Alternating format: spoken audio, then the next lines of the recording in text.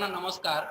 के वाघ अभियांत्रिकी महाविद्यालयातील robotics and automation विभागातर्फे आयोजित scope and career opportunities in robotics and automation ह्या विषयावरील पॅनल डिस्कशनसाठी उपस्थित सर्व तज्ञ मान्यवर, विद्यार्थी, आदरणीय पालक तसेच सर्व डीन्स, विभाग प्रमुख आणि महाविद्यालयाचे प्राचार्य डॉक्टर नांदुरकर या सर्वांचे मी डॉक्टर नानासाहेब गुरुळे शब्दसमूहांनी सहृदय स्वागत करतो.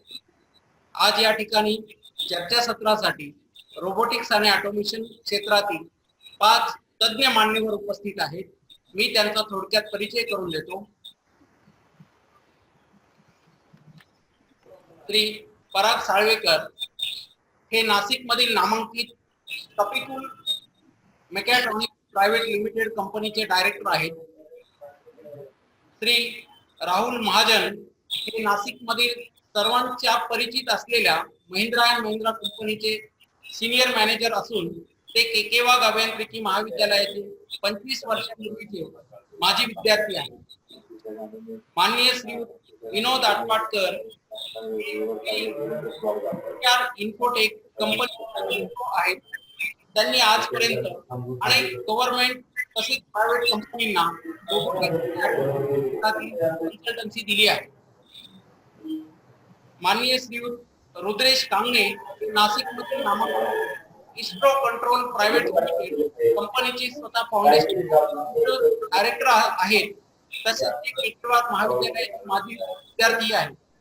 कारण आजपर्यंत अनेक नामांकित कंपन्यांना रोबोटिक्स आणि ऑटोमेशन क्षेत्रात असून त्याचाच एक भाग म्हणून एअरपोर्ट येथील ऑटोमेटेड लगेज हँडलिंग सिस्टीम, त्याचप्रमाणे स्मार्ट वॉटर ट्रीटमेंट प्लांट या क्षेत्रातही योगदान दिले आहे. त्यानंतर श्रीयुत निलेश निकम हे पुणे येथील इंडस्ट्री प्रोग्राम लीडर कुरेशिया क्लीन मोबिलिटी या कंपनीत असिस्टंट मॅनेजर म्हणून कार्यरत असून ते के वाघ महाविद्यालयाचे 2009 बॅचचे माजी विद्यार्थी आहेत. आपणा सर्व मान्यवरांचे के वाघ शिक्षण संस्थेतर्फे त्याचप्रमाणे महाविद्यालयातर्फे आमच्या रोबोटिक्स आणि ऑटोमेशन विभागातर्फे हार्दिक स्वागत. यानंतर मी महाविद्यालयाचे प्राचार्य डॉक्टर नांदुरकर साहेब यांना उपस्थितांना मार्गदर्शन करण्यासंबंधी विनंती करतो. धन्यवाद. आपण एक सगळ्यांना विनंती करू म्यूट करण्याबद्दल, कारण आवाज येत आहेत बरेचसे.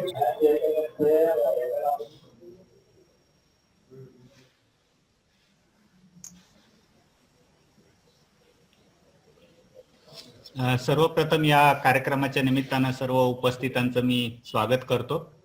आपल्याला सगळ्यांना माहिती आहे की के वाघ इन्स्टिट्यूट 1984 साली सुरू झाली. त्यावेळेला फक्त 3 डिपार्टमेंट्स होते आणि त्यावेळेला एक प्रोडक्शन इंजिनिअरिंग डिपार्टमेंट सुद्धा या विभागाने सुरू केलेलं होतं. आज या महाविद्यालयाचे साधारण 8 विभाग आहेत. त्यापैकी 3 विभागामध्ये आपण मास्टर्सचा प्रोग्राम चालवतो आणि 4 विभागामध्ये पीएचडी प्रोग्राम चालवतो. सर्वप्रथम प्रोडक्शन डिपार्टमेंटनी या महाविद्यालयामध्ये एमई प्रोडक्शनचा कोर्स सुरू केला, त्यानंतर पीएचडीचा प्रोग्राम सुरू केला आणि आतापर्यंत 5 कॅन्डिडेटनी प्रोडक्शन इंजिनिअरिंग मधनं पीएचडी सुद्धा प्राप्त केलेली आहे. आता थोडा विद्यार्थ्यांचा कल लक्षात घेता आपण एक नवीन ब्रांच या महाविद्यालयात सुरू केलेली आहे. त्याला आपण रोबोटिक्स आणि ऑटोमेशन असं नाव दिलेलं आहे. आणि मला वाटतं सर्वप्रथम पुणे विद्यापीठामध्ये हा विभाग सुरू करण्याचा मान के वाघ इंजिनिअरिंग कॉलेजला मिळतोय. आणि आम्ही याच्यामध्ये सिलेबस करण्यापासून ते इन्स्टॉल करण्यापर्यंत सगळ्याच गोष्टीमध्ये सहभागी होतो. त्यामुळे मला कल्पना आहे की अतिशय चांगल्या प्रकारे हे सिलेबस डिझाईन करण्यात आलेलं आहे. अनेक आपण नामवंत संस्थांचं सिलेबस बघून त्याच्यामध्ये जे जे काय त्यांनी इन्क्लूड केलेलं आहे ते लक्षात घेऊन आणि इंडस्ट्रीच्या बऱ्याचशा लोकांशी बोलून की या पुढचं भवितव्य काय असणार आहे त्या दृष्टीने आपण हा प्रोग्राम आयोजित केलेला आहे. आणि अतिशय चांगला असं हे सिलेबस मुलांना नक्कीच पुढच्या भावी करिअरमध्ये उपयोगी पडेल असा मला विश्वास वाटतो. याचबरोबर यावेळेला के वाघ इंजिनिअरिंग कॉलेजनी एक नवीन कोर्स अजून सुरू केलेला आहे. त्याला आपण डेटा सायन्स आणि आर्टिफिशियल इंटेलिजन्स असं म्हणतो. आणि हे सुद्धा एक इमर्जिंग टेक्नॉलॉजी मधलं क्षेत्र आहे की ज्यामध्ये मुलांना खूप चांगली संधी पुढे भविष्यामध्ये मिळणार आहे. तर ज्या विद्यार्थ्यांना आता इंजिनिअरिंग मध्ये प्रवेश घ्यायचा आहे त्यांच्यासाठी हे 2 नवीन क्षेत्र आपण उपलब्ध करून दिलेली आहेत. आणि मला खात्री आहे की पुढच्या काळामध्ये अनेक अशी नवी क्षेत्र आपण या ठिकाणी काबीज करू की जेणेकरून मुलांना जास्तीत जास्त लेटेस्ट टेक्नॉलॉजीची माहिती होईल आणि त्या अनुयोगे त्यांना चांगले जॉब तर मिळतीलच, पण ते स्वतःचे सुद्धा उद्योग सुरू करतील, या दोन्ही हेतूनी आपण हे नवीन कोर्सेस सुरू करतो आहोत. त्यासाठी आवश्यक असणाऱ्या लॅबोरेटरीज आपण डेव्हलप करतो आहोत आणि जे काय सॉफ्टवेअर किंवा बाकीच्या फॅसिलिटी लागतील त्या सुद्धा आपण डेव्हलप करतो आहोत. त्यामुळे मला असं वाटतं की मुलांसाठी ही खूप चांगली संधी आहे. केकेवाग कॉलेज हे ऑलरेडी टीचिंग लर्निंगसाठी महाराष्ट्रामध्ये प्रसिद्ध आहेत. नॅकनी ए ग्रेड दिलेली आहे आणि नॅशनल बोर्ड ऑफ ॲक्रेडिटेशन म्हणजे एनबीएनी 8 विभागांना मानांकन दिलेलं आहे. आणि खूप कमी कॉलेजेस महाराष्ट्रामध्ये असतील, अगदी 1 किंवा 2, की ज्यांचे 8 विभाग एकाच वेळेला एनबीएने ॲक्रेडिट केलेले आहेत. या सगळ्या याच्यातनं आपल्या लक्षात येतं की जी क्वालिटी मेंटेन करण्याची जी पद्धत आहे केकेवागची ती खूप चांगली आहे. आणि मला वाटतं यासाठी हे जे सगळे माजी विद्यार्थी आहेत ते जास्त चांगलं आपल्याला सांगू शकतील. आज या कार्यक्रमामध्ये पण आहेत आणि साधारण 15,000 विद्यार्थी आतापर्यंत इथून पास झालेले, ते देश आणि विदेशामध्ये अतिशय चांगल्या पदावर काम करतायत आणि तेच सगळे आमचे अँबॅसेडर्स आहेत. त्यांना आपण जर विचारलं तर ते सांगू शकतील की कशा प्रकारे त्यांना इनपुट या ठिकाणी मिळाले आणि त्याचा उपयोग त्यांना आपल्या करिअरमध्ये कसा झाला. प्लेसमेंटच्या दृष्टीने म्हटलं तर सगळ्यात जास्त प्लेसमेंट या महाविद्यालयातर्फे मुलांना देण्यात येते आणि शक्यतो आम्ही असं बघतो की ज्याला कोणाला प्लेसमेंटची गरज आहे त्याला प्लेसमेंट मिळू शकेल. त्यासाठी आपण स्वतंत्र एक TNP सेल डेव्हलप केलेला आहे. त्यामध्ये मुलांच्या पर्सनॅलिटी डेव्हलपमेंटसाठी कार्यक्रम घेतले जातात आणि ज्या वेळेला एखादी कंपनी येणार असेल त्या कंपनीच्या दृष्टीने आवश्यक ट्रेनिंग सुद्धा मुलांना दिलं जातं, जेणेकरून ते चांगल्या प्रकारे इंटरव्ह्यू फेस करू शकतात आणि त्यामुळे साहजिकच निवड झालेल्या विद्यार्थ्यांची संख्या सुद्धा खूप जास्त असते. गेल्या वर्षी दुर्दैवाने आपल्याला मार्च पासून लॉकडाऊनचा काळ सुरू झाला, त्यापूर्वीच आपले 350-400 विद्यार्थी प्लेस झालेले होते आणि लॉकडाऊन नंतर सुद्धा आपण या सगळ्या कंपन्यांशी संपर्क चालू ठेवला. बऱ्याच कंपन्यांनी ऑनलाईन पद्धतीने त्यांचे इंटरव्ह्यू घेतले आणि आज मला सांगायला आनंद वाटतो की 500 पेक्षा जास्त विद्यार्थी आपले मागच्या वर्षीच्या बॅचचे प्लेस झालेले आहेत आणि या वर्षी म्हणजे आता जी 20-21 ची बॅच आहे त्यासाठी सुद्धा प्लेसमेंटचे इंटरव्ह्यू सुरू झालेले आहेत आणि काही लोकांना मला वाटतं 100 पेक्षा जास्त विद्यार्थ्यांना ऑलरेडी जॉब मिळालेले आहेत. आणि आता येणाऱ्या काळामध्ये आपण बघतो आहोत की हळूहळू आता ही पॅन्डेमिकची सिच्युएशन कमी होतीये आणि नवीन कंपन्या आता पुन्हा रिक्रुटमेंटसाठी सुरू करतील, त्या इथे प्लेसमेंटसाठी सुद्धा येतील आणि गेल्या वेळेचाच आकडा किंबहुना त्यापेक्षा जास्त प्लेसमेंट यावर्षी आपण करू शकू. अशा प्रकारे या महाविद्यालयाची वाटचाल चाललेली आहे आणि हे नवीन जे कोर्सेस आलेले आहेत त्याची माहिती विद्यार्थ्यांना आणि पालकांना व्हावे या दृष्टीने आम्ही काही पॅनल डिस्कशन्स करतो आहोत. ऑलरेडी 2-3 प्रोग्राम घेतलेले आहेत आणि त्याच सिरीज मधला आजचा हा कार्यक्रम आहे. आजचा फोकस अर्थातच रोबोटिक्स आणि ऑटोमेशन वरती आहे आणि त्यातले तज्ज्ञ आज आपल्याकडे उपलब्ध आहेत. आपण त्यांना प्रश्न विचारूया. काही महाविद्यालयाच्या वतीने विचारण्यात येतील, शिवाय ज्या मुलांना किंवा पालकांना प्रश्न विचारायचे असतील ते सुद्धा ते विचारू शकतात आणि या क्षेत्रामध्ये आपल्याला काय काय संधी आहेत ते आपण यांच्याकडनं जाणून घेऊया आणि त्यानंतरच आपण आपल्या ऍडमिशन घेण्याचा निर्णय पक्का करावा अशी मी आपल्या सगळ्यांना विनंती करतो. आणि या सर्व तज्ज्ञांना विनंती करतो की त्यांनी मुलांना चांगल्या प्रकारे माहिती द्यावी, त्यांच्या प्रश्नांचे शंकांचे निरसन करावं, जेणेकरून त्यांना हा रोबोटिक्स मधल्या प्रवेशाचा निर्णय घेणं जास्त सोपं होईल. पुन्हा एक वार या कार्यक्रमाच्या निमित्तानं उपस्थित सर्व तज्ज्ञ आणि पार्टिसिपंट्सचं मी स्वागत करतो आणि पुढचा कार्यक्रम सुरू करावा असं संयोजकांना विनंती करतो. धन्यवाद. धन्यवाद सर. यानंतर मी रोबोटिक्स अँड ऑटोमेशन विभागाचे विभाग प्रमुख डॉक्टर PJ पवार यांना उपस्थितांना मार्गदर्शन करावे अशी विनंती करतो. धन्यवाद गुरुडे सर. आणि सर्वात प्रथम रोबोटिक्स अँड ऑटोमेशन डिपार्टमेंटच्या वतीने इथं उपस्थित असलेले प्राचार्य, आपल्या इन्स्टिट्यूटचे प्राचार्य डॉक्टर नांदुरकर सर, सर्व डीन्स, हेड ऑफ डिपार्टमेंट्स, सगळे फॅकल्टी मेंबर्स, पॅनलिस्ट आणि मेन म्हणजे आपले पार्टिसिपंट्स, या सगळ्यांचं सर्वप्रथम मी स्वागत करतो. नांदुरकर सरांनी ऑलरेडी मेन्शन केलेलं आहे की आपण ह्या वर्षापासून BE रोबोटिक्स अँड ऑटोमेशन हा एक नवीन प्रोग्राम सुरू केलेला आहे. ऍक्च्युली जर बघितलं तर हा प्रोग्राम AICTEच्या लिस्टमध्ये इमर्जिंग प्रोग्राम म्हणून त्यांनी डिक्लेअर केलेला आहे. हे इमर्जिंग प्रोग्राम म्हणजे बेसिकली काय असतं की ह्या प्रोग्राम्समध्ये जसं सरांनी मगाशी मेन्शन केलं की AIDS म्हणजे आर्टिफिशियल इंटेलिजन्स आणि डेटा सायन्स, तसंच रोबोटिक्स अँड ऑटोमेशन, हे जे प्रोग्राम्स आहेत ते इमर्जिंग टेक्नॉलॉजीमध्ये मोडतात. बेसिकली इमर्जिंग टेक्नॉलॉजीचा फायदा असा आहे की सध्या जे काही अतिशय स्पर्धात्मक युग आहे आणि या स्पर्धेच्या युगामध्ये जर कंपन्यांना टिकून राहायचं असेल तर या पर्टिक्युलर ब्रांचेसमध्ये ते एक मोठं पोटेन्शियल आहे. आणि आपल्याला माहिती आहे सध्या की एक सगळ्या इंडस्ट्रीजला एक जागतिक स्पर्धेला सामोरं जावं लागतंय आणि यामुळे आता सध्या आपण मास कस्टमायझेशन कडे जातोय. मास कस्टमायझेशन म्हणजे काय की थोडक्यात सांगायचं तर खूप large variety, large quantity, but with high quality आणि इन लेस टाइम, अशी थोडक्यात त्याची डेफिनेशन आहे. खरं म्हणजे हे सगळं अचीव्ह करणं हे खूप मोठं एक आव्हान आहे आणि हे आव्हान जर आपल्याला पेलायचं असेल तर रोबोटिक सारख्या इंटेलिजंट मशीनची पुढच्या काळामध्ये नितांत आवश्यकता आहे. परंतु सध्याची परिस्थिती बघता इथं बरेचसे पॅनलिस्ट उपस्थित आहेत आणि त्यांना माहिती आहे की सध्याची परिस्थिती अशी आहे की भारतामध्ये त्या मानाने इतर जे काही लिडिंग जे कंट्रीज आहेत त्यांच्या तुलनेने भारतामध्ये रोबोटिकची संख्या प्रचंड सध्या कमी आहे. परंतु जर आपल्याला या सगळ्या गोष्टींना जर सामोरं जायचं असेल आणि जागतिक जी स्पर्धा आहे त्यामध्ये जर टिकून राहायचं असेल तर आपल्याला ह्या टेक्नॉलॉजी अडॉप्ट केल्याशिवाय आपल्याला दुसरा काही पर्याय नाही. म्हणजेच थोडक्यात एकीकडे ह्या टेक्नॉलॉजीची खूप प्रचंड आवश्यकता आपल्याला आहे, पण अनफॉर्च्युनेटली खूप कमी इन्स्टिट्यूट भारतामध्ये आहेत की जे ह्या पर्टिक्युलर डिग्रीज किंवा ही जी रोबोटिक्स आणि ऑटोमेशनची जसे जे काही स्पेशलाइज डिग्रीज आहेत त्या ऑफर करतायत. खरं म्हणजे हा गॅप भरून काढण्यासाठीच इन्स्टिट्यूटने हे एक इनिशिएटिव्ह चांगलं घेतलेलं आहे आणि या वर्षापासून रोबोटिक्स आणि ऑटोमेशनचा नवीन कोर्स जो आहे तो आपण चालू केलेला आहे. खरं म्हणजे ही ब्रँच खूप कमी ठिकाणी असल्यामुळे आम्हाला असं वाटलं की विद्यार्थ्यांना याची खरंच खूप आवश्यकता आहे की या संदर्भामध्ये एक चांगली माहिती किंवा चांगला प्लॅटफॉर्म एका एक्सपर्टच्या माध्यमातून मुलांना मिळावा, म्हणून त्यासाठी खरं म्हणजे आजच्या पॅनल डिस्कशनचं आयोजन आम्ही केलेलं आहे. आणि खरोखर आपण भाग्यवान आहोत की आपल्याला खूप चांगले पॅनल डिस्कशनसाठी मेंबर्स मिळालेले आहेत. त्यामध्ये आमचे श्रीत राहुल महाजन जे deputy general manager Mahindra and Mahindra, आणि सरांनी सांगितलं की ते आमचे एक अल्युमिनी पण आहे, 1995 बॅचचे ते आपले माजी विद्यार्थी आहेत.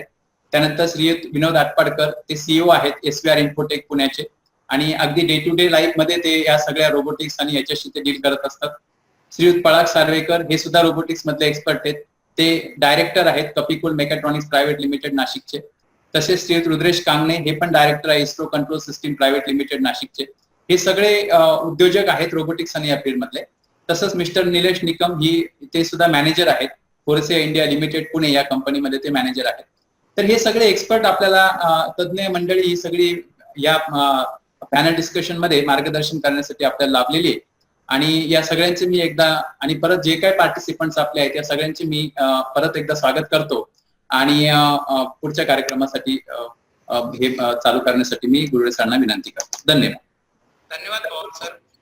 यानंतर मी प्राध्यापक संतोष सांगळे यांना रोबोटिक्स अँड ऑटोमेशनचा व्हिडिओ दाखवण्याची विनंती करतो.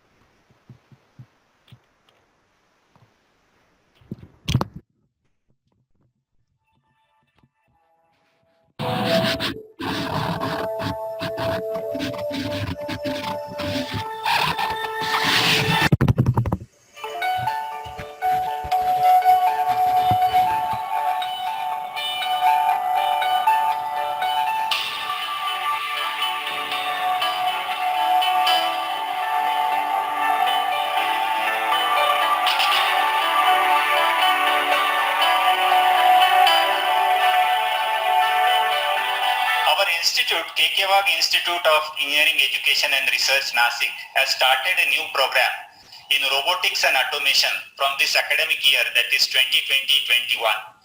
This course with the intake of 60 students is approved by Savitribai Phule Pune University as well as the All India Council for Technical Education, that is AICTE. This is one of the courses in the emerging areas which are suggested by AICTE for the engineering colleges. In this particular course, we are going to deal with three major aspects of robotics. First is how to design a robotic system. Second is how to operate a robotic system. And third is how to maintain a robotic system. So in my view, the student who will be enrolled for this course will be getting the entire idea from the design to operation of any robotic system. Today we know that robotics are used in almost every field of life. You talk of medicine, you talk of manufacturing, you talk of agriculture. In every field you will find there will be number of application of robotic system. And definitely to maintain these systems, to design these systems, to operate this system, new engineers will be required. So this course will provide the appropriate knowledge to the students who will be required in the field of robotics. many surveys have indicated that there will be a huge demand for robotics engineers in the country in the coming period. So my appeal to all well-standard students who are looking for engineering admission to select this particular course, considering the large opportunities in the future for this course. Digital transformation is disrupted in a big way across sectors in recent times. Technologies like robotics and automation that were until recently largely in academic research labs have suddenly moved into the mainstream. The new age industry will be marked by lightning speed advancements and mind-boggling change as it brings together the field of robotics in digital, industrial, medical and biological technologies. Why robotics and automation? Robotics is an interdisciplinary branch of engineering and science that includes mechanical engineering, electronic engineering, information engineering, and computer science. It deals with the design, construction, operation, and use of robots as well as computer systems for their control, sensory feedback, and information processing. These technologies are used to develop machines that can substitute for humans and replicate human actions. A course in robotics and automation trains and educates a student in the field of artificial intelligence, computer-aided manufacturing, computer-integrated manufacturing system, computational geometry, robot motion planning, digital electronics, and microprocessing, and so much more. Some career opportunities in robotics and automation. One can expect jobs in the manufacturing industries, aerospace industries, private industries, biomedical industries, automobiles, appliance and industrial tools and service industry.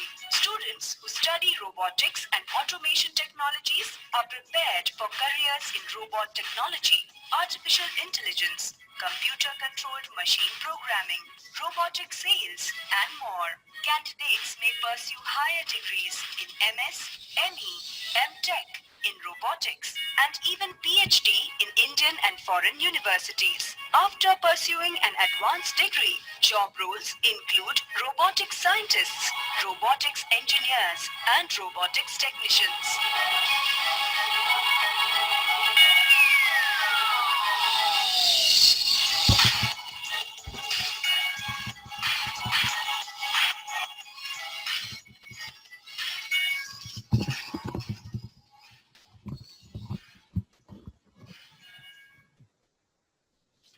धन्यवाद Sangle sir.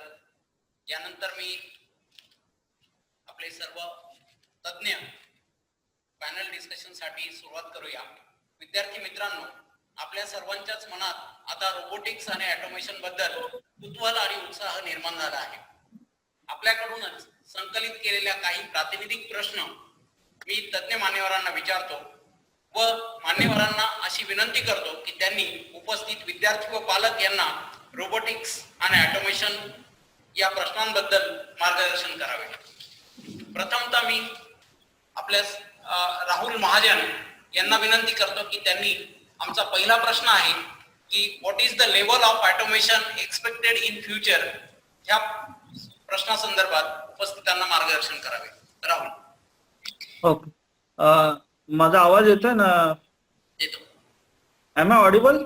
Yes yes, no problem, no problem. Basically automation हा शब्द घेतला तर automation means anything which will help to do any activity with minimum human intervention. So या लॉजिकनी बघायला गेलं तर ऑटोमेशन हे ऑलरेडी आपल्या लाईफचा काही पार्ट ऑलरेडी ऑटोमेशन आहे. म्हणजे राईट फ्रॉम बँकिंग मध्ये गेलो तर automatic tellering machine is also automation. Robots आणि कोबोट्स हे यांनी ऑलरेडी मॅन्युफॅक्चरिंग इंडस्ट्रीमध्ये बराच शिरकाव केलेला आहे. So going ahead with artificial intelligence coming in, things are going to change drastically.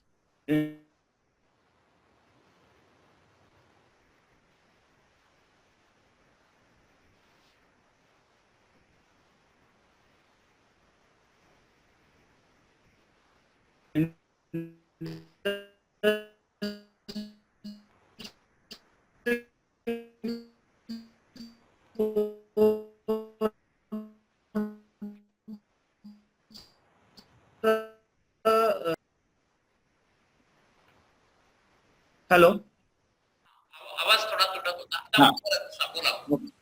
So with Industry 4 generation coming in, the whole industry gambit is going to totally change. The way we used to work, way we used to live the life earlier is going to totally change. With artificial intelligence and machine connectivity, machines will talk to each other. Based on the big data analysis, they will take their own decision. म्हणजे काही वर्षांपूर्वी आपण terminator ही हॉलिवूडची सिरीजची बघितली होती, ज्याच्यात machines एकमेकांशी बोलून decision घ्यायचे. त्या टाईपचं revolution is expected in future. So आपलं टोटल लाईफ हे in future is totally going to change. आता ऑटोमेशन आपल्याला काय देतं? Basically automation help us to in industry sector at least it help us to be a more cost efficient, safe working environment data, quality and reliability is highest when you go for the automation. So automation जेव्हा आपण कुठल्याही गोष्टीला apply करतो त्यांनी माझं business हा grow व्हायचे जास्त पोटेन्शियल असतात. सो आता most of the companies are going towards the automation and robotics, artificial intelligence now that. Automation in future, right from cleaning, sweeping of the floor to haircut या level पर्यंत automation होणार. Even when you purchase any good, medical assistance और even education system, everything is going to get automated. Now it is expected, एक survey सांगतो की जेव्हा in future about 40 to 50% of the workforce जे आज काम करतायत ते सगळे जॉब ऑब्सोल्यूट होऊन जाणार. सो ज्या टाईपचे जॉब आज इंडस्ट्रीमध्ये आहे, ज्या टाईपचे जॉब आज कुठल्याही सेक्टरमध्ये आहे, हे 50% job one can imagine are going to get vanish and they will be replace with the new job जे आपण which will support this automation और रोबोटिक्स. सो आपला बघण्याचा दृष्टिकोन about the future has to be totally different. आमच्या इंडस्ट्रीमध्ये बऱ्याच वेळा आम्ही म्हणतो की आमची जनरेशन ही रोबोट इमिग्रंट आहे, because we have immigrated to a robotic world. आजचं वर्ल्ड आहे रोबोटिक ऑटोमेशनचं वर्ल्ड आहे, but the next generation is going to be robotic native. So their native place itself is going to be robots. So in future जे repetitive job आहेत, जे laborious job आहेत, जे unsafe कंडिशनचे job आहेत, all these jobs will be replaced by robots and automation. And those robotic and automation has to be supported with the resource or with the skill set which can maintain and which can manage. So our whole life in future is going to get changed with the way we are going on robotics and automation. Thank you. Thank you, Rahul. आपण जी माहिती दिली future ऑटोमेशनचं future कसं असणार आहे त्याबद्दल धन्यवाद. यानंतर मी रुद्रेश कांगणे सरांसाठी एक प्रश्न विचारतोय. What will be the scope of robotics and automation in present scenario of industry 4.0? Rudresh. Good evening, everybody. Am I audible? Yeah, audible. Right. Thank you, Rahul ji. मला जो प्रश्न विचारला आहे it is related to robotics and industry 4. जसं मी I will just carry forward from Rahul ji. त्यांनी जसं ऑटोमेशनचं महत्व सांगितलं. Now industry is going to be change drastically. It is moving towards industry 4. So आपण जेव्हा इंडस्ट्री 4 म्हणतो तर पहिले आपण ते इंडस्ट्री 4 काय आहे ते थोडं समजून घेऊया. पर्टिक्युलरली स्टुडंटसाठी मी तुम्हाला सांगतो. It's a industry revolution basically. So इंडस्ट्रीचा जो प्रवास आहे तो इंडस्ट्रीचा प्रवास एक मेकॅनिकल इंडस्ट्री पासून electrical industry to electronics industry पर्यंत. म्हणजे आताचा पण करंट सिनारिओ जर आपण as far as India is concern we are still industry 3. अजून आपण इंडस्ट्री 3 पर्यंतच आहोत, ज्यात maximum 80% industry is worked on these 3 components, that is mechanical, electrical and electronics. Now we are moving towards industry 4. That means जसा evolution 1, 2, 3 चा झाला, it's a next evolution of industry 4. म्हणजे ह्या तिघांचा तर यूज राहणारच आहे. Like mechanical, electrical, electronics will be there, now it is going to connect with the IT. So जो तुमचा OT जो पार्ट आहे, ऑपरेशनल जो पार्ट आहे, now it is going to connect to the IT, that is industry 4. पण ज्यावेळेस आपण एखादा OT IT ला कनेक्ट करतो, त्याच्यासाठी काय लागणार आहे आपल्याला? त्याच्यासाठी आपल्याला लागणार आहे काही इंटेलिजन्स लागेल, काही ऑटोमेशन लागेल, बऱ्यापैकी ऑटोमेशन, इंटेलिजंट डिव्हाइसेस लागतील आणि रोबोटिक्स लागेल. Actually robotics and automation is nothing but आपण कुठल्या तरी एखाद्या मेकॅनिकल गोष्टीला किंवा एखाद्या मेकॅनिकल डिव्हाइसला ज्यावेळेस आपण इंटेलिजन्स टाकतो किंवा त्यामध्ये काही इंटेलिजन्स ऍड करतो, तेव्हा तो ऑटोमेशन किंवा रोबोटिक्स या कॅटेगरीमध्ये मोडला जातो. सो बेसिकली जोपर्यंत आपण हे डिव्हाइसेस इंटेलिजंट करत नाही, तोपर्यंत we cannot connect to the IT segment. So ज्यावेळेस आपण इंडस्ट्री 4 मध्ये मूव्ह होतोय, म्हणजे ज्यावेळेस ही मुलं पास आउट होऊन त्यांच्या करिअर साठी ज्यावेळेस ते जॉब हंटिंग करतील, तोपर्यंत म्हणजे विदिन नेक्स्ट 10 years, म्हणजे माझा जो काही आता असेसमेंट आहे, within 10 years maximum industry of Indian industry और any global industry, they will be moving towards, म्हणजे त्यांचा इन्फ्रास्ट्रक्चर आणि दे आर ते इंडस्ट्री 4 वर तयार झालेले असतील किंवा त्या इंडस्ट्री 4 वर गेलेले असतील. सो ज्यावेळेस ते इंडस्ट्री 4 वर गेलेले असतील, त्यावेळेस जी काही मॅनपॉवर लागेल, जो काही रिसोर्स लागेल, इंजिनिअरिंग रिसोर्स लागेल, तो जो इंजिनिअरिंग रिसोर्स आहे, त्या engineering resource should be well equipped, well trained and well knowledgeable about this kind of technologies. म्हणून मी ऍक्च्युली केकेवागचं म्हणजे I will appreciate K K Wagh team and K K Wagh institute that they have thinking and they have तो पूर्ण एक discipline त्यांनी robotics and automation as a discipline म्हणून जो केला आहे. Because we are facing as a automation company, we are facing a resource problem. Resource म्हणजे काय? जे स्किल्ड रिसोर्स आहे ह्या फील्ड मधले, जे ट्रेन्ड रिसोर्स आहे, we are getting engineers but they are not skilled on this particular segment. आम्हाला त्यांना परत ट्रेन करावं लागतं, परत त्यांना एज्युकेट करावं लागतं, and then we can use those resource for our application आणि बाकीच्या याच्यासाठी.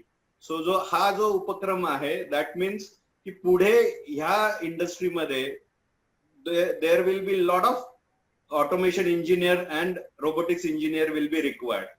सो आता जसं मी तुम्हाला सांगितलं की हा जो प्रवास आहे याच्यामध्ये म्हणजे as a discipline it's a big challenge. Basically why it's a big challenge? पूर्वी आपलं इंजिनिअरिंग जे होतं ते आपण कोर इंजिनिअरिंग वर जास्त फोकस केलं होतं. दॅट मीन्स इलेक्ट्रॉनिक्स वाल्याला मेकॅनिकलचं काही कळत नव्हतं. मेकॅनिकलचे लोक म्हटले की ते सर्किट बघितलं की माझा डोक्यातला सर्किटच फ्यूजच उडून जातो. सो हा आमचा पर्सनल एक्सपिरियन्स आहे ऍज अ इंजिनियर ना हे. But that it will not work now. आता म्हणजे मी जी इंडस्ट्री बघतोय, राहुलजी पण आहेत आता इथे, they will agree with me. ज्यावेळेस आपण प्लांट मध्ये काम करतो, now engineer has to do multitasking, lot of multitasking. Mechanical engineer has to do already. ते आता मेकॅनिकल इंजिनियर पण आता कम्प्युटर शिवाय तर काही काम चालतच नाही. अँड त्यांना पण बऱ्याचशा इलेक्ट्रिकलचं नॉलेज असायला हवं, बऱ्याचशा इलेक्ट्रॉनिक्सचं नॉलेज असायला हवं, PLC कंट्रोल्सचं नॉलेज असायला हवं. व्हेरेवर म्हणजे ते जरी मेकॅनिकल इंजिनियर असले तरी त्यांना ह्या सगळ्या गोष्टींचा बऱ्यापैकी नॉलेज असायला हवं. तेव्हा ते इफेक्टिव्हली फील्डवर काम करू शकतात किंवा मॅनेजमेंटमध्ये पण त्याच्या रिलेटेड काम करू शकतात. सो जो काही हा कोर्स डिझाईन करतो आहोत किंवा करत आहोत, it's a combination of industry 1, 2, 3 and 4. It should be, म्हणजे I don't know in details, पण ह्याच्यात प्रत्येक याचा काही ना काही सेगमेंट असायला हवा. And then it goes to be industry 4 चा जो शेवटचा पार्ट आहे त्याला तुम्हाला ते लिंक करता येईल. So I think this is how related to robotics, automation and industry 4. Thank you so much. Thank you sir, thank you for your explanation. माझा पुढचा प्रश्न जो आहे तो पराग साळवेकर सरांसाठी आहे. Do you feel that robot will replace? नमस्कार, येतोय माझा आवाज सगळ्यांना? Am I audible? हो सर येतोय. येस. सर्वप्रथम मी केकेवा कॉलेजचे धन्यवाद मानेन की त्यांनी मला इथे बोलण्याची संधी दिली. त्यासोबत माझे सर्व अदर पॅनलिस्ट आहेत त्यांनाही मी गुड इव्हनिंग असं म्हणतो. राहुल महाजन सर जे आहेत ते पण तिथे चांगल्या इंटरॅक्शन मध्ये आहेत माझ्या, तर त्यांनाही मी गुड इव्हनिंग म्हणतो. आणि माझे सर्व स्टुडंट्स फ्रेंड्स. तर सगळ्यात पहिला जर तुम्ही म्हणलात की विल रोबोट्स रिप्लेस ह्युमन्स, हा जर तुमचं म्हणणं आहे, तर आता जस्ट तुम्हाला सांगू इच्छितो की आता आम्ही रिसेंटली VW साठी अख्खी लाईन इंटिग्रेट केली विथ कुका आणि स्पॉट वेल्डिंग साठी. आता स्पॉट वेल्डिंग गन जर का तुम्ही बघितली तर त्याची वेटच जवळजवळ 150 kg असतं. ठीक आहे. सो इनिशियली आधीच्या लेवलला स्पॉट वेल्डिंग हे मॅन्युअली पण व्हायचं, पण 150 kg ची गन हाताळणं, वेगळ्या वेगळ्या ओरिएंटेशन्स मध्ये ती उचलून घालणं हे खूप डिफिकल्ट आहे with spot tolerance of ±1 mm. त्यामुळे असं अज्युम करा की आता स्पॉट वेल्डिंग ऍक्टिव्हिटी तर कम्प्लिटली रोबोटिकच झाली. त्याचसोबत आम्ही इतर भरपूर टाईपच्या प्रोजेक्ट्सवर काम केलं. फॉर एक्झाम्पल आम्ही इंडियातली बिगेस्ट स्कल्पचरिंग सिस्टम बनवली ज्याच्यामध्ये आम्ही रोबोटने मूर्ती घडवतो. तो अशा ज्या काही कला आहेत ज्या वेगळ्या वेगळ्या आहेत, तर तुम्ही असं बघा की जवळपास ऍज पर अवर एक्सपिरियन्स या सगळ्या गोष्टी आता हळूहळू टेक ओव्हर व्हायला लागल्यात because you are getting good repeatability first of all. कारण रोबोटची प्रिसिजन लेवल इज ±0.02 mm च्या अॅक्युरसीवर तो काम करतो. Number 1. Number 2, if you talk about linear velocity, is going to be 2 meter per second, which is very fast, keep on controlled. आणि third thing is the productivity. तेव्हा तिन्ही गोष्टी बघता डेफिनेटली मी तुम्हाला सगळ्यांना सांगू इच्छितो की येस, हळूहळू ह्युमन्सचे जे लेबरर्स जॉब होते ते सगळे तर 100% रोबोट्सने रिप्लेस होणार आहेत. तुम्ही ऑटोमोबाईल सेक्टर बघितलं, त्याच्यामध्ये बॉडी मॅन्युफॅक्चरिंग आहे, वेल्डिंग आहे, त्यानंतर फोर्जिंग इंडस्ट्री आहे. तुम्ही ती जरी बघितली तरी त्या सगळ्या लाईफ हॅझार्डस गोष्टी आहेत. If you just take even painting as an example, तर पेंटिंगचे जे फ्युम्स असतात ते पण कार्सिनोजेनिक आहेत. सो आपण जर का ह्युमन सेफ्टी प्रायोरिटीवर घेतली, असं युरोपियन कंट्रीजमध्ये ती ऑलरेडी आहे, तिथे या सगळ्या प्रोसेस ऑलरेडी अनमॅन्ड आहेत. त्यामुळे believe me, we are very near future. Yes, एका लेवलला पार्शियली तरी robots will definitely replace humans असं मला डेफिनेटली वाटतं. ठीक आहे. So thank you sir. धन्यवाद सर. हा सर, जस्ट त्याच्यात मी ऍड करू इच्छितो. याच्यात साळवेकर सरांनी जे सांगितलं ते एकदम बरोबर आहे की आताच्या याच्यामध्ये तर बरेचसे जे जॉब्स आहेत ते रोबोट, माणसाचे जॉब हे रोबोट रिप्लेस करणार आहे, हे तर अगदी खरं आहे. परंतु खरं म्हणजे जे जॉब सर म्हणतायत की रिप्लेस करणार आहोत ते खरं म्हणजे रोबोटनेच करण्याचे जॉब्स आहेत.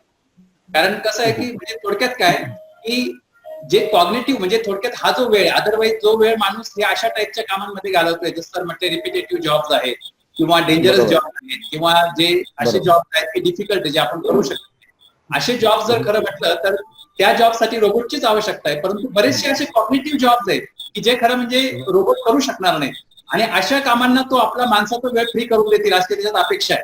म्हणजे रोबोट जरी रिप्लेस केला तरी याचा अर्थ माणूस बेकार होणार नाही, तर रॅदर त्याला तो सपोर्टिंग होणार आहेत. आणि रोबोट असे माणसांचे काही जे कामं आहेत की अशा टाईपचे वर्क आहेत की ते खरंच मशीन करू शकतं, ते रोबोट करील. आणि बरेचसे जे कॉग्निटिव्ह जॉब्स आणि इंटेलिजंट जॉब्स आहेत ते कदाचित फक्त माणूस करू शकतो, तर ते माणूस ते कामं ते माणसांसाठी तो वेळ रिकामा करतील अशी त्याच्यामध्ये अपेक्षा आहे. नक्की सर, नक्की सर. पवार सर अगदी करेक्ट. माहितीबद्दल. यानंतर मी पुढचा प्रश्न आपले पॅनलिस्ट जे आहे माननीय श्री निलेश निकम सर यांना थोडी अर्जन्सी आहे, 6 वाजता एक मीटिंग असल्यामुळे आपण त्यांना प्रश्न विचारूया. What are the skills required for engineers to work in robotics and automation field? Nilesh sir. सर्वप्रथम तमाम आदरणीय शिक्षक आणि विद्यार्थी, मला खूप आज आनंद होतो. ऍक्च्युली खूप दिवसांनंतर आपल्या सर्वांच्या समोर मी पुन्हा एकदा येतोय. तर प्रश्न जो आहे तो एकदम सिंपल आहे की स्किल्स काय पाहिजे. तर स्किल हा काय प्रकारे तर बुद्धिमत्तेचा एक भाग आहे की जे पण काय ऍडव्हान्स टेक्नॉलॉजीज आहे त्याला जर आपल्याला हँडल करायचं आहे तर त्यासाठी काही स्किल पाहिजे, काही नॉलेज पाहिजे. आता राहिला विषय रोबोटिक्सचा, तर रोबोटिक्स खूप अवघड आहे का? नाही, बिलकुल अवघड नाही, अतिशय सोपं आहे, सिंपल आहे. मग त्यासाठी तुम्हाला काय पाहिजे तर छोट्या छोट्या गोष्टी आहे की तुमचं ऑब्झर्वेशन स्किल खूप चांगलं असलं पाहिजे. बारीक बारीक गोष्टी तुम्ही हाताळता यायला पाहिजे. तुम्हाला तुमचं ऑब्झर्वेशन स्किल चांगलं ठेवावं लागतं. त्याच्यानंतर तुमचं ऍडॅप्टिव्ह नेचर हवं.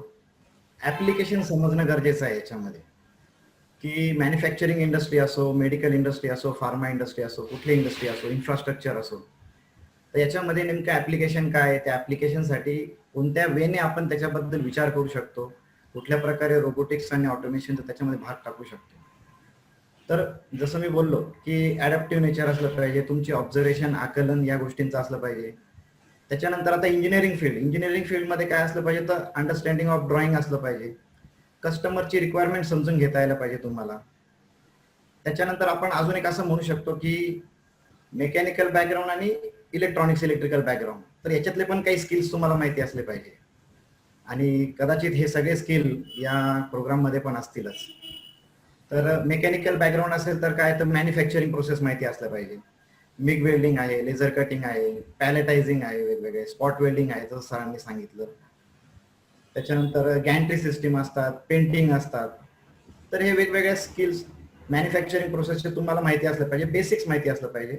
आणि मग याला आपण कशा प्रकारे रोबोटला लावून इंटिग्रेट करून ते जे ऍप्लिकेशन आहे ते अजून कसं सिम्प्लिफाय करून स्मूथ करू शकतो, ते अशा छोट्या छोट्या गोष्टी आहेत. त्याच प्रकारे काही आता ऍडव्हान्स वेगवेगळ्या गोष्टी आहे की एखादं ऍप्लिकेशन डिझाईन केल्यानंतर ते लगेच काही इन्स्टॉलेशन होतं किंवा लगेच रोबोट काम करतो का नाही, तर त्याच्या आधी प्रोसेस डिफाईन करावी लागते, सिम्युलेशन करावं लागतं, व्हर्च्युअली ते डेव्हलप करावं लागतं, मॉडेलिंग करावं लागतं, प्रोसेसचं अनालिसिस करावं लागतं, प्रोसेस सिम्युलेशन करावं लागतं, सायकल टाइम अनालिसिस करावं लागतं. तर या पण गोष्टी त्याच्यामध्ये टप्प्याटप्प्याने त्या स्किल्स तुम्हाला डेव्हलप करता यायला पाहिजे. त्याच्यानंतर लेआउट आहे, इंडस्ट्रियलायझेशन आहे, वर्क स्टडी आहे, मेथड स्टडी आहे, जे बेसिक्स आहे मेकॅनिकल किंवा प्रोडक्शन इंजिनिअरिंगचे, ते सुद्धा याच्यामध्ये तुम्हाला माहिती असले पाहिजे. म्हणजे मग ते कम्प्लीट एक पूर्ण पॅकेज बनतं आणि मग तुम्ही तो एक टर्नकी सोल्युशन प्रोजेक्ट रोबोटिकचा असो किंवा ऑटोमेशनचा असो तो तुम्ही डिलिव्हर करू शकता. त्याच्यानंतर हे झालं मेकॅनिकल बॅकग्राऊंडमध्ये किंवा प्रोडक्शन बॅकग्राऊंडमध्ये. आता दुसरा बॅकग्राऊंड असं आहे की इलेक्ट्रिकल किंवा इलेक्ट्रॉनिक्स बॅकग्राऊंड. इलेक्ट्रिकल आणि इलेक्ट्रॉनिक्स बॅकग्राऊंडमध्ये काय येणार, तर रोबोट प्रोग्रामिंग, रोबोट टीचिंग आलं त्याच्यामध्ये वेगवेगळे रन्स असतात, लॉजिक असतं की दोन रोबोट एकमेकांसोबत काम करताय, मग ते एकमेकांना लिंकेजेस द्यावे लागतात, एकमेकांना सिग्नल ट्रान्सफर करावा लागतो. त्याच्यानंतर सॉफ्टवेअर आहे, हार्डवेअर्स आहे, कम्युनिकेशनचे प्रोटोकॉल्स असतात, त्या प्रोटोकॉलची माहिती असावी लागते. PLC प्रोग्रामिंग आलं, त्याच्यानंतर वेगवेगळ्या टाईपच्या मोटर्स असतात. तर ह्या सगळ्या छोट्या मेकॅनिकल प्लस इलेक्ट्रिकल इलेक्ट्रॉनिक्स याच्यातले बॅकग्राऊंड तुम्हाला स्किल्स डेव्हलप करणं गरजेचं आहे. आणि त्याच प्रकारे बुद्धिमत्ता आणि तुमचा इंटरेस्ट, तो इंटरेस्ट या सगळ्या गोष्टींच्या पुढे नेतो.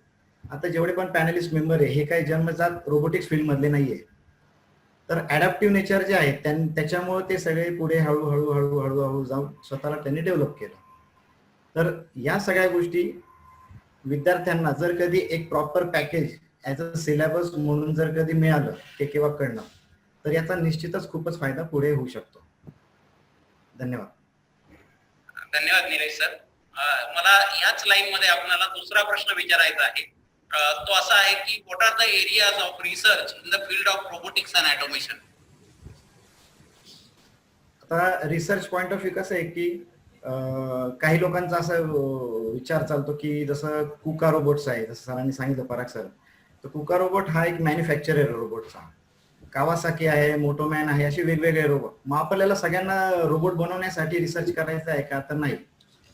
समजा की रोबोट आहे, तर मग रोबोटला आपण कशा प्रकारे वापरून आपण वेगवेगळ्या टूलिंग तयार करू शकतो, कोणते वेगवेगळे ऑपरेशन्स तयार करू शकतो. तर जसं वेगवेगळ्या ऑटोमोबाईल सेक्टरमध्ये वेगवेगळे शॉप्स असतात, BIW शॉप असतो, त्याच्यानंतर पेंटिंग शॉप आहे, TCF लाईन असते, प्रेस शॉप असतो. तर मग याच्यामध्ये वेगवेगळे ऑपरेशन्स होतात. मग याच्यामधले काही रिसर्च होऊ शकतात. एक्झाम्पल द्यायचं ठरलं तर एक रोबोटिक रोलर हेमी प्रोसेस आहे, तर याला साधारण 3 पास मध्ये बनवलं जातं, तर मग याला 2 पास करायचंय. मग याच्यामध्ये प्रोसेस अनालिसिस, प्रोसेस ऑप्टिमायझेशन, त्याच्यानंतर टूल डेव्हलपमेंट, त्याच्यानंतर रोबोट असेल, रोबोटचं वजन कमी ठेवून. मी एक छान उदाहरण देईल की मुंगी जी असते ही स्वतःच्या वजनाच्या 10 पट वजन उचलू शकते. तर त्या केसमध्ये रोबोट जो असेल तर रोबोटचं कमीत कमी वजन ठेवून आपण जास्तीत जास्त किती त्याच्याकडनं काम करून घेऊ शकतो, म्हणजे त्याला पेलोड म्हणतात सायंटिफिकली. तर 6 ऍक्सिस वरती जो पेलोड असतो तो किती आपण मॅक्सिमम घेऊ शकतो रोबोटचं वजन कमी ठेवून, तर याच्यावर पण आपण काम करू शकतो. एक्सटर्नल इंटेन्सिफायर, ऍक्च्युएटर्स, त्या गोष्टी सुद्धा आपण टाकू शकतो. त्याच्यानंतर एक नवीन फील्ड जनरेट होते सध्या की व्हर्च्युअल कमिशनिंग. व्हर्च्युअल कमिशनिंग म्हणजे काय की तुमच्याकडे फक्त सॉफ्टवेअर अवेलेबल आहे, त्याच्यानंतर तुमच्याकडे PLCचा पूर्ण कंट्रोल पॅनल रेडी आहे समजा, किंवा तुमच्याकडे हार्डवेअर आहे आणि सॉफ्टवेअर आहे, किंवा मग अजून तुमचा फिक्चर्स वगैरे बनलेले पण PLC पार्ट नाही बनला आहे. तर या दोघांना कम्युनिकेशन करून जोपर्यंत तुमचा बाकीचा टाइमलाईन कम्प्लीट नाही होत तोपर्यंत तुम्ही हे व्हर्च्युअली कम्युनिकेशन करून कमिशनिंग तुमचं व्हॅलिडेट करू शकता. तर याच्यामध्ये सुद्धा अजून भरपूर काही रिसर्च आणि प्रोग्रेस होणं पण अजून बाकी आहे, म्हणजे त्या लेवलला अजून ते डेव्हलप झालेलं नाही. त्याच्यानंतर राहुल सरांनी जसं सांगितलं होतं किंवा रुद्रेश सरांनी सांगितलं की artificial intelligence, big data analysis, तर याच्यामध्ये कम्युनिकेशन सध्या वायर कम्युनिकेशन आहे, तर याला आपण वायफाय थ्रू करू शकतो का, तर तो पण एक चांगला रिसर्चचा एक भाग होऊ शकतो. तो इलेक्ट्रॉनिक्स फील्डमध्ये येणार. त्याच्यानंतर मेडिकल ऍप्लिकेशन मेडिकल फील्डमध्ये आहे, फार्मा फील्ड आहे, वेगवेगळ्या ठिकाणी वेगवेगळे ऍप्लिकेशन्स आहे. त्याच्यानंतर कोलॅबरेटिव्ह रोबोट्स आहे. कोलॅबरेटिव्ह रोबोट्स म्हणजे की माणूस आहे आणि त्याच्या शेजारीच रोबोट आहे आणि ते दोघे एकमेकांच्या झोनमध्ये काम करत आहे, तर ते कोलॅबरेटिव्ह नेचर.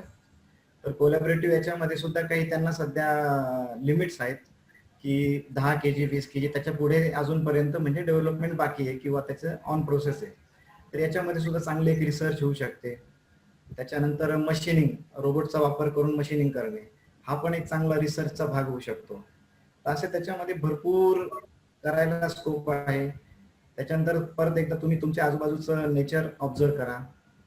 त्या ऑब्झर्व केल्यानंतर तुम्ही त्या ठिकाणी रोबोटिक्सचा कसा प्रकारे वापर करू शकतात.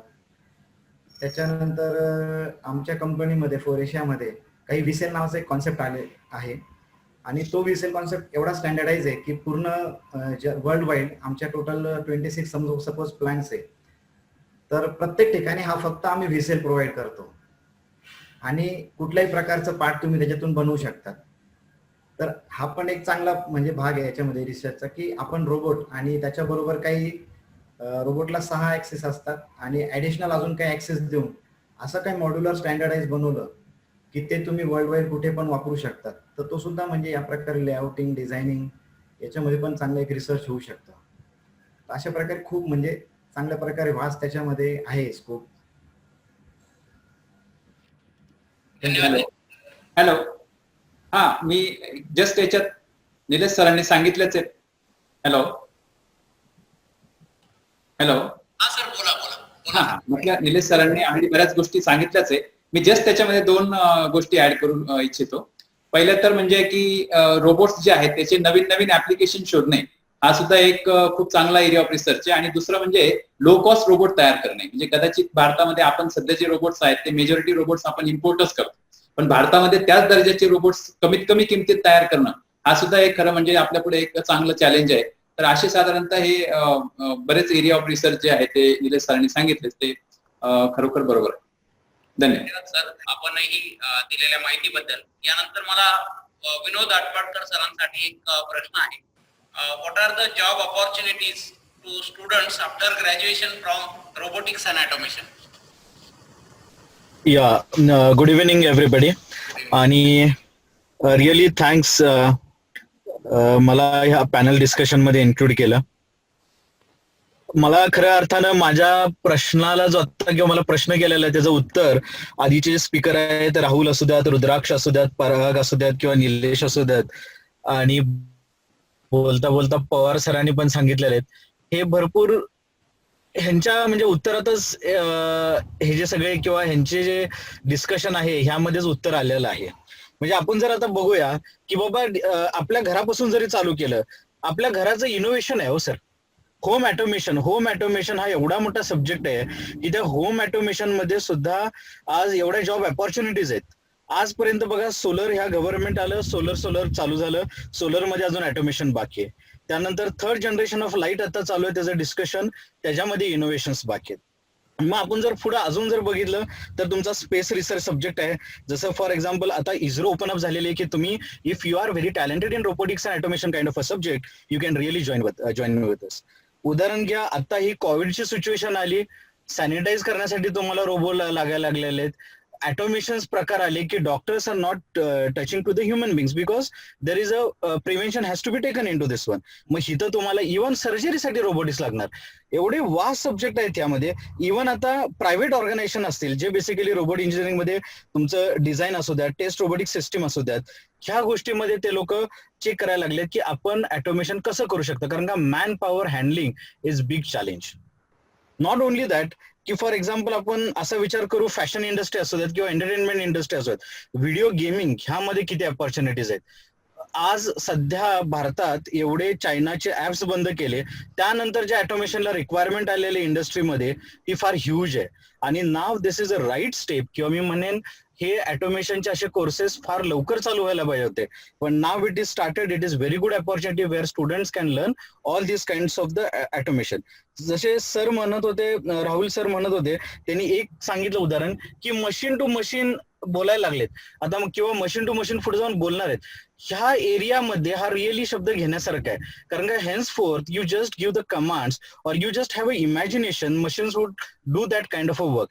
For that you require lot of coding, for that you require lot of automation. अशा ज्या काही गोष्टी आहेत हिथं तुम्हाला इमेन्स स्कोप आहे सर. बरं, त्यातला एक पवार सरांनी विषय काढला की आपल्याकडे खरंच इंडियामध्ये रोबोट्स बनतात का. मी खरं सांगेन की इंडियामध्ये रोबोट्स फक्त 2 किंवा 3% रोबोट्स लो कॉस्ट रोबोट्स बनत असतील, पण त्याची मार्केट व्हॅल्यू आज फार कमी आहे.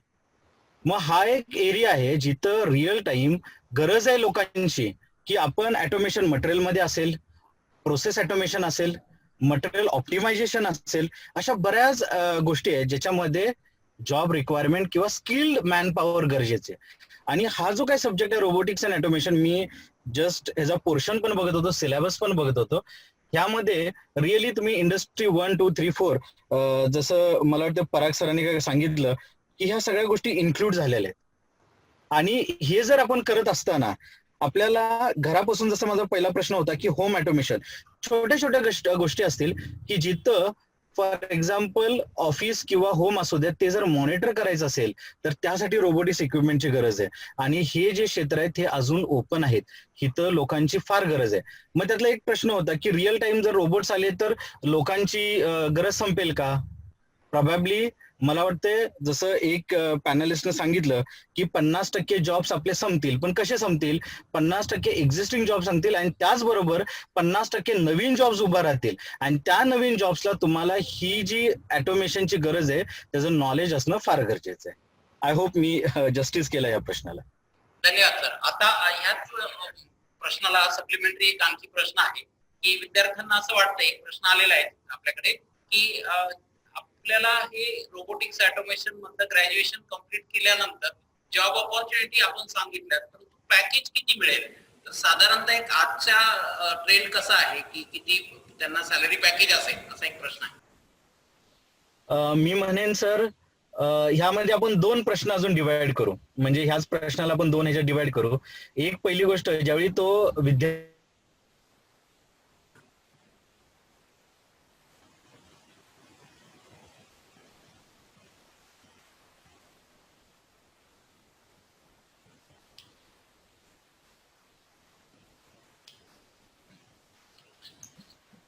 ब्रेक झाला ना. हा सर. मुरली सर, ब्रेक झाला वाटतं मध्ये व्हॉइस. पुढचा प्रश्न घेऊया. माझा पुढचा प्रश्न राहुल महाजन सरांसाठी आहे, जो की असा आहे, what types of industries are expected to offer maximum usage of robots.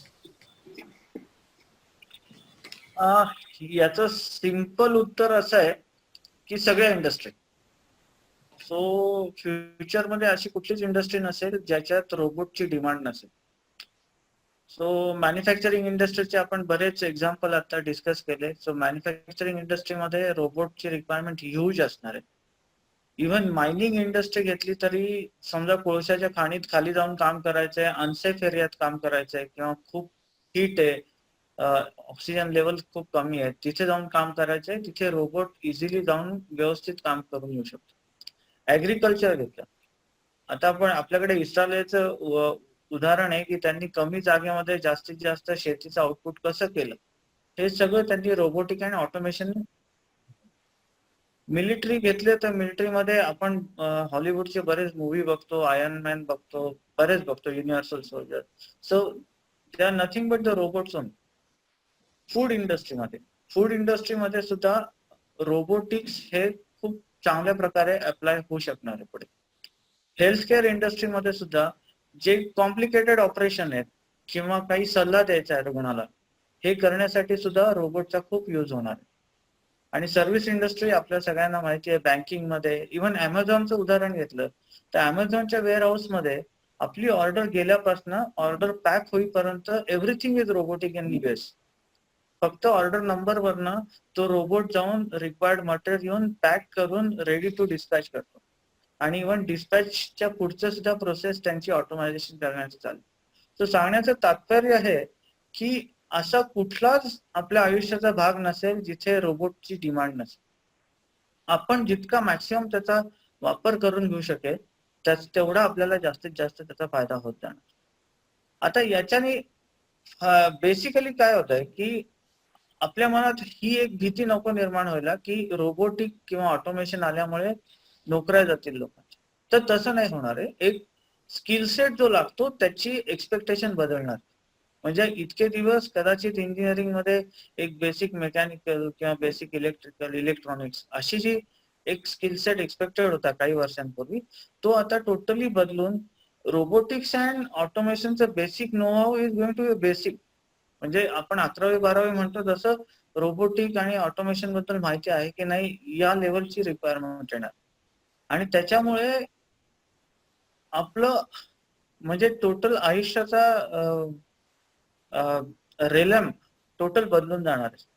फक्त एकच आहे, काही ठिकाणी अशा इंडस्ट्री असतील की ट्रॅव्हल इंडस्ट्री घेतली तर त्याच्यात रोबोटचा तेवढा खूप यूज नाही होणार, किंवा काही जिथे खूप पर्सनल टच लागतो तिथे रोबोटचा तेवढा यूज नाही होणार. पण आय कॅन से की maximum of our life will be attach to robots and automation. आता हे करताना आपल्याला हे सगळं मॅनेज करायचं आहे आणि ते मॅनेज करायला जसं बाकी पॅनलिस्टने सांगितलं की काही आपल्याला प्रोग्रामिंग करावं लागेल, कोडिंग करावं लागेल, काही लॉजिक डेव्हलप करावं लागतील. आणि हे करण्यासाठी एक खूप मोठा स्किल सेट लागणार आहे. आता आपण सगळ्या फील्डमध्ये रोबोट लागेल म्हणतोय, किती नंबर ऑफ रोबोट आपल्या जगामध्ये तयार होतील हे तुम्ही इमॅजिन करा. आणि ते सगळे जर मला हँडल करायचे, त्याचं कोडिंग करायचं, त्याचं प्रोग्रामिंग करायचंय, तर मला किती रिसोर्स लागेल हेही आपल्याला बघितलं पाहिजे.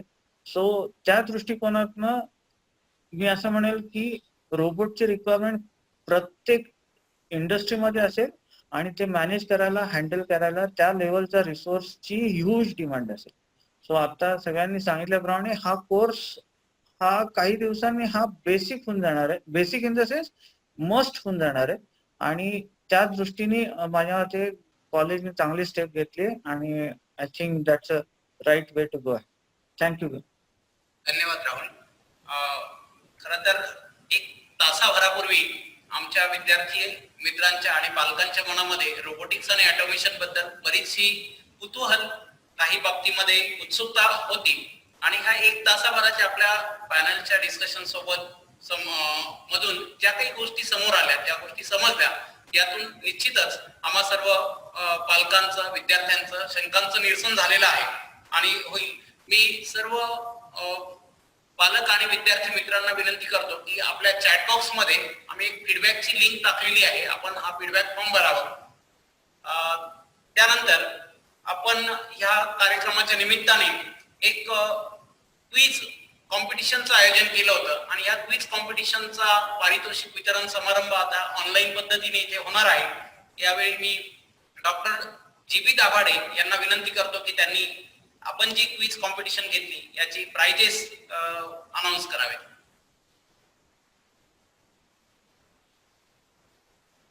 Dabhade sir. Yes sir. Yes. हा सर, आवाज येतोय. ओके.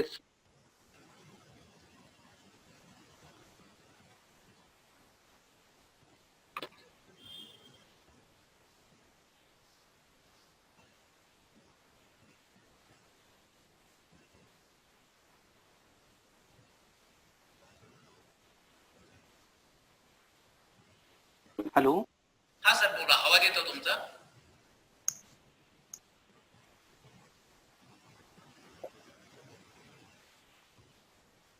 हॅलो, स्क्रीन शेअर झाली सर. हॅलो. हो नाही दिसते, तुमची स्क्रीन पण दिसते.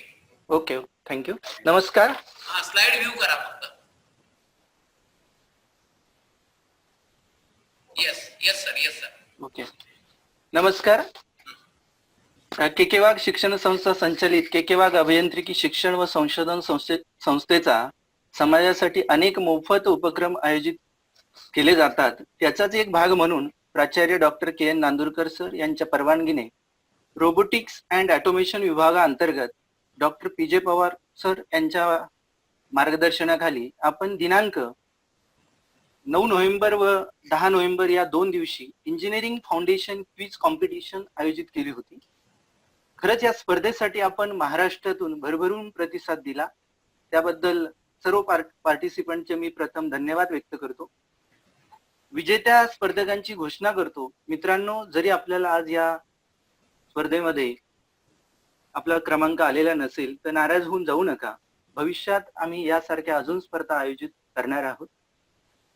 तर या क्विज कॉम्पिटिशन साठी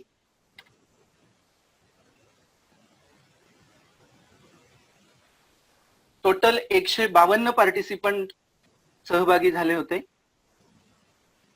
त्यामध्ये नाशिक मधून 95 स्पर्धकांनी सहभाग घेतला होता. नंदुरबार मधनं 16, पुणे 14, अहमदनगर 7, धुळे 5, औरंगाबाद 3, पालघर 3, सोलापूर 2 असे 152 स्पर्धकांनी या स्पर्धेसाठी सहभाग नोंदविला होता. या स्पर्धेचा तिसरा क्रमांक, तिसरा विजेता आहे पार्थ सारंग नाईक. तर आपण पार्थचे व्हर्च्युअल संस्थेच्या वतीने मी हार्दिक अभिनंदन व्यक्त करतो. अभिनंदन पार्थ.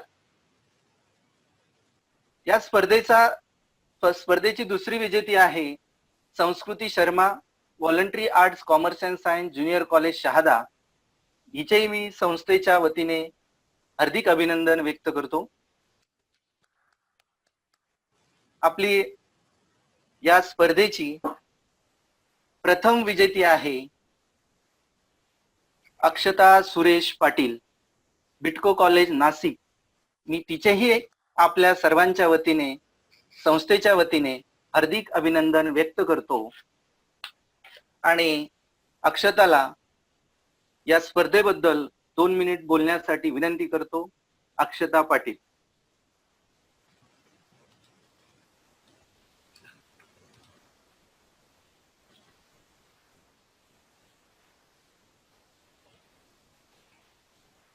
सर अक्षता कुठल्या याने जॉईन झालेली आहे? WS केलंय, अनम्यूट केलंय. अक्षता, हॅलो.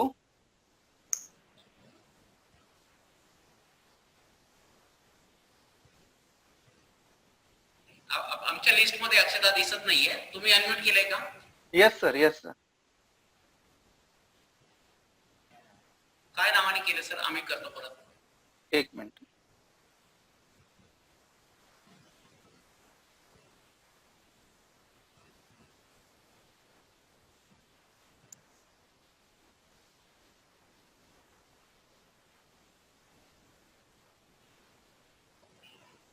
WS नावाने काय आहे सर?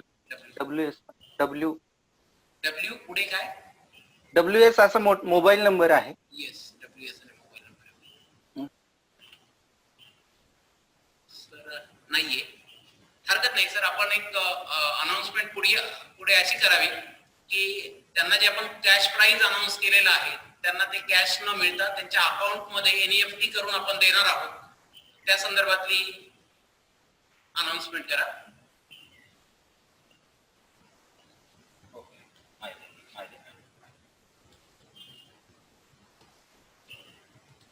हा अक्षता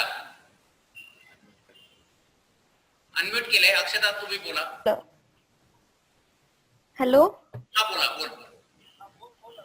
हा sir. Good evening everyone. Myself Akshata Patil, and it's a great moment for me to be on this stage and honored by this award.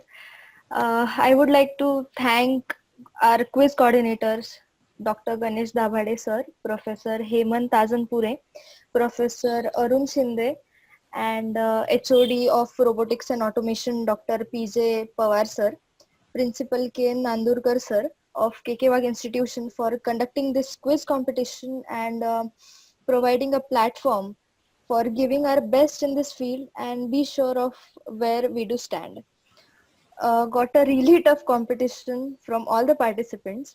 As KK Wag institution conducts this type of competitive exams within certain interval of time, it feels good to be the part of it and getting new things to learn. Also, KK Wag institution conducted crash course for 1 month and many students have enrolled in it. I was a part of it. The teaching staff is really good and all the concepts gets clear in one revision itself. So due to such type of support, 2 students from KK Wag institution and the staff, students are hoping to come up with bright colors in CET exams and make the college feel proud. I'm really hoping for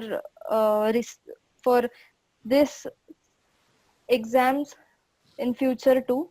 So I would thank to the staff members, teachers, and principal and KK Wag institution for this. Thank you.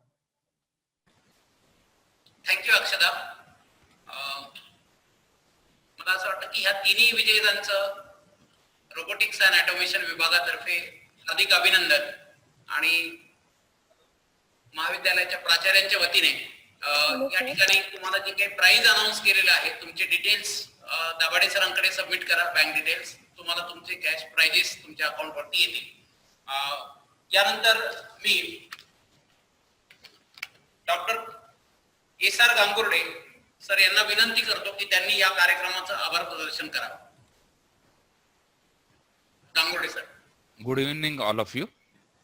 On behalf of KK Wag Institute of Engineering Education and Research and Department of Robotics and Automation, I am proposing here vote of thanks. I am thankful to Mr. Parag Salvekar, Director Capital Mechatronics Private Limited, Nasik. Mr. Rahul Mahajan, Deputy General Manager, Mahindra and Mahindra Limited, Nasik. Mr. Vinod Atpadkar, CEO, SVR Infotech, Pune. Mr. Rudresh Kangne, Director, ISRO Control Systems Private Limited, Nasik. And Mr. Nilesh Nikam, Assistant Manager, Forcia Clean Mobility, Pune, for guiding us on the various issues related to the robotics and automation, such as level of automation, scope of robotics in Industry 4.0, whether robot replace human, skills required for robotic engineers, job opportunities in mining industry, agriculture, military, food industry, healthcare industry. I am also thankful to Principal Dr. K.N. Nandurkar sir for permitting us to conduct this panel discussion. I am thankful to HOD Science, Professor Dr. Kadlak and Dr. G.B. Dabhade sir for conducting quiz and announcement of the result. I am also thankful to all the participants, winner of the quiz, for their active participation in the session. I am thankful to Dean Admission, all the HODs for attending this session. I am also thankful to HOD Robotics and Automation and staff members of Robotics and Automation and social media partners for their effort for conducting this event. Thank you all. Happy Diwali to all of you. Stay safe. Thank you. Thank you sir. Me doctor Nandurkar sir यांच्या परवानगीने हा कार्यक्रम संपला असं जाहीर करतो. धन्यवाद. Thank you.